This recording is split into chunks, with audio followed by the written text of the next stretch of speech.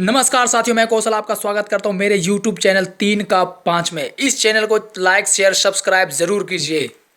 नमस्कार साथियों, मैं कौशल आपका एक बार फिर से स्वागत करता हूं। आज मैं आपको ऐसे तीर्थ यात्रा के बारे में बताऊंगा जहां आप शायद ही गए होंगे और जिसके बारे में आपने शायद सुना होगा। आपने दुनिया में बहुत जगह ऐसी घूमी, पर्यटन स्थल देखे होंगे, यात्रा की होगी, बहुत जगह टूरिज्म गए होंगे, लेकिन आप यहाँ शायद ही गए होंगे। आज मैं आपको राजगीर के बारे में बता रहा हूँ, जो कि पटना बिहार में स्थित है। पटना से लगभग 100 किलोमीटर उत्तर पहाड़ियों और घने जंगलों के बीच में राजगीर एक प्रसिद्ध धार्मिक स्थल के रूप में दुनिया भर में लोकप्रिय है। ये एक अंतर्राष्ट्रीय पर्यटन स्थल है जहाँ जैन, बौद्ध और हिंदू धर्मावलंबियों जो है वहाँ पर के यात्रा करते हैं और देखने जाते हैं। खास करके बौद्ध धर्म से इसका प्राचीन संबंध है, जो आपको बताने की कोशिश करता हूँ। 5 पहाड़ियों से घिरा हुआ राजगीर आज उम्मीद ने नए पहाड़ से घिरा हुआ है। उम्मीदों के एक नया पहाड़ से घिरा हुआ है। जो पहले यहाँ सरस्वती नदी भी बहती थी। बिहार में प्राकृतिक सौंदर्य से भरपूर प्राचीन पौराणिक और ऐतिहासिक स्थलों की लंबी श्रृंखला है, लेकिन राजगीर और इसके आसपास के ऐतिहासिक और पुरातात्विक महत्व के स्थानों में सप्तपर्णी गुफा, विश्व शांति स्तूप, सोना भंडार गुफा, मनियार मठ, राज संघ का अखाड़ा, बिंबिसार की जेल, नौलखा मंदिर, जापानी मंदिर, रोपवे और बाबा सिद्धार्थनाथ का मंदिर, घोड़ा कटोरा डैम, तपोवन, जेठियान बुद्ध पथ, बेनुबन बिहार, प्राचीन नालंदा विश्वविद्यालय भी आप यहाँ घूम सकते हैं साथियों, जो कि विश्व में पहला ऐसा विश्वविद्यालय था। जैन मंदिर, श्री कृष्ण भगवान के रथ के चक्कों के निशान आप यहाँ देख सकते हैं। सुरक्षा दीवार देख सकते हैं। समस्त स्थित तालाब और तोलहर आदि देख सकते हैं। दोस्तों, बिहार का एक छोटा सा शहर राजगीर, जो कि नालंदा जिले में स्थित है।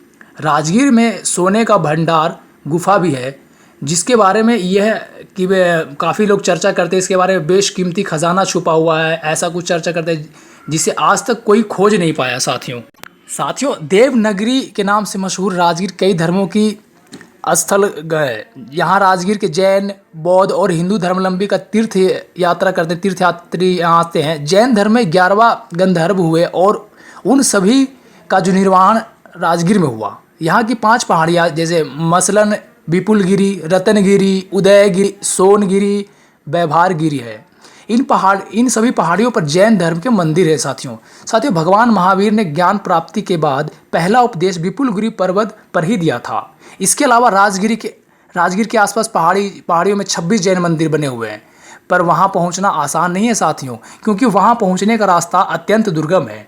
भगवान बुद्ध की रत्नगिरी पर्वत के ठीक बगल में स्थित गिरदकुट पहाड़ी पर उपदेश देते थे। इस पहाड़ी पर उस स्थल के अवशेष मौजूद है, जो कि वहाँ पे भगवान बुद्ध रत्नगिरी पर्वत पर वहाँ पर जो उपदेश देते थे।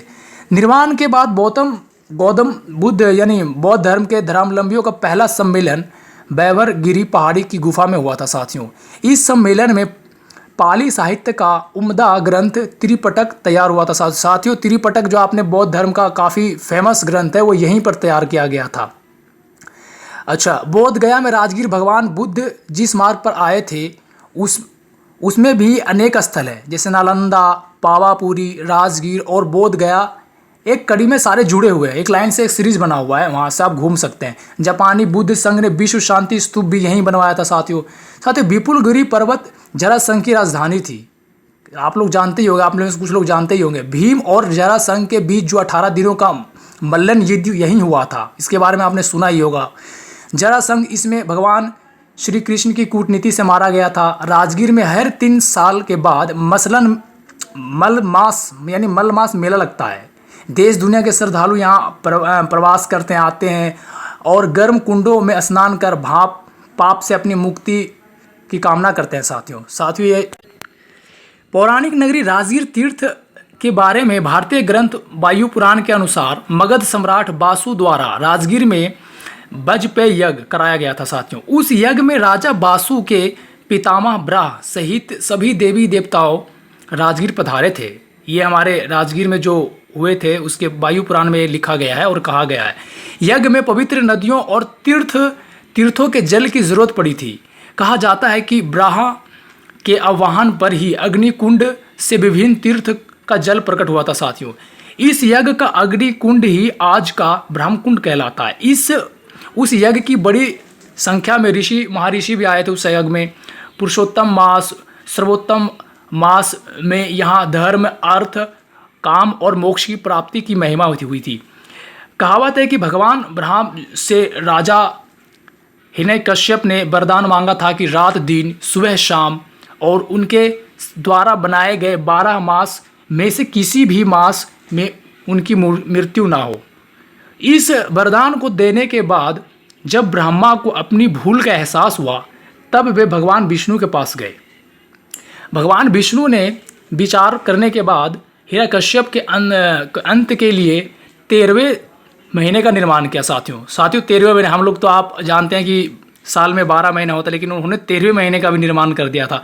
धार्मिक मान्यता है कि इस अतिरिक्त एक महीने को मलमास या अधिक मास कहा जाता है। साथियों जो मलमास का मेला लगता है साल में एक बार, एक महीने का, वही एक 13वां महीना है। ठीक है साथियों, वायु पुराण एवं अग्नि पुराण के अनुसार इस अवधि में सभी देवी देवता यहाँ आकर वास करते हैं।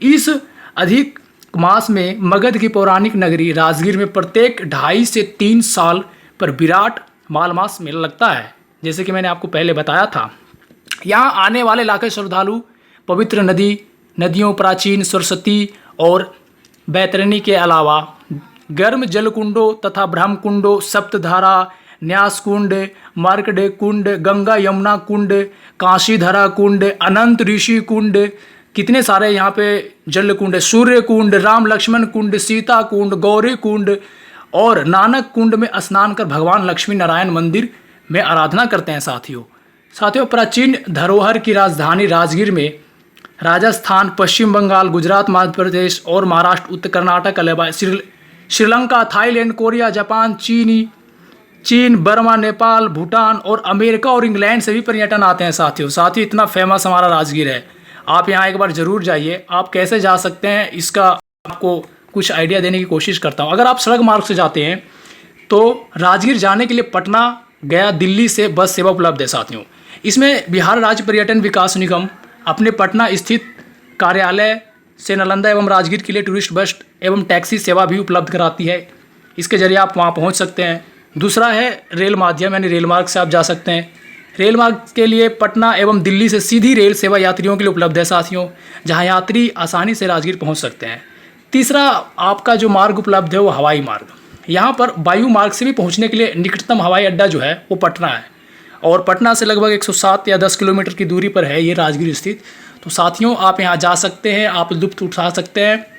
प्राचीन एवं बौद्धिक स्थल एवं जैन हिंदुओं का तीर्थ स्थल है, यहाँ जा करके आप सब देख सकते हैं। जो मैंने आपको सारी चीज़ें बताई है, आपको ये हमारा कैसा प्रयास लग रहा है, अच्छा लग रहा है तो ज़रूर हमारे चैनल को सब्सक्राइब, लाइक करें। धन्यवाद साथियों।